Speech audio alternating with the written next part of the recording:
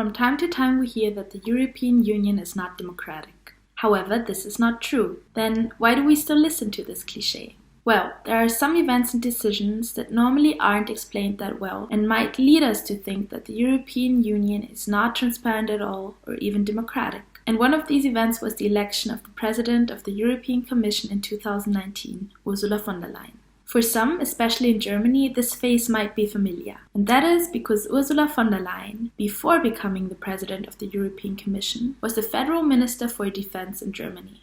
Hello, my name is Sarah. I have a Tunisian ethnic background and I live in Germany. And today I would like to explain to you why the election of von der Leyen in 2019 was confusing, as well as how the President of the European Commission is elected.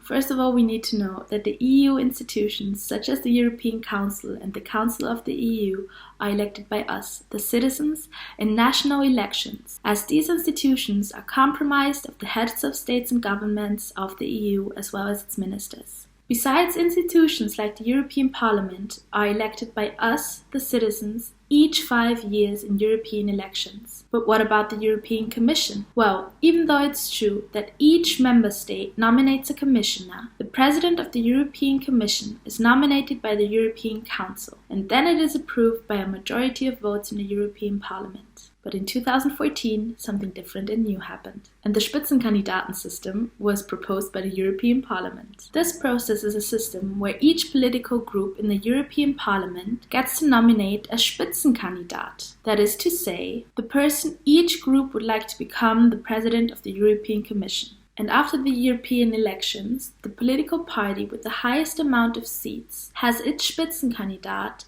elected by the European Parliament to become the new President of the European Commission. So what happened in 2014 was that the group with the highest number of seats was the European Popular Party, a center-right-wing group. And its Spitzenkandidat was Jean-Claude Juncker. Therefore, following the Spitzenkandidaten system, Juncker was the official nomination for the presidency of the Commission, and a majority of the members in the European Parliament voted in favor of him. This was seen as a great achievement by many, because now the outcome of the European election was directly linked to the new President of the European Commission. Nevertheless, in 2019, after some back and forth, the Spitzenkandidaten process was abandoned and Ursula von der Leyen was elected as the new President of the European Commission through the traditional way. That is to say, through the European Council nomination and with a majority of votes by the European Parliament. However, she only got a majority by 9 votes, so it was a really close election. In fact, while von der Leyen got 383 votes in the Parliament, Juncker got 422 in 2014. Von der Leyen's result was a consequence of the unhappiness of the European Parliament members due to the rejection of the European Council of the Spitzenkandidaten process.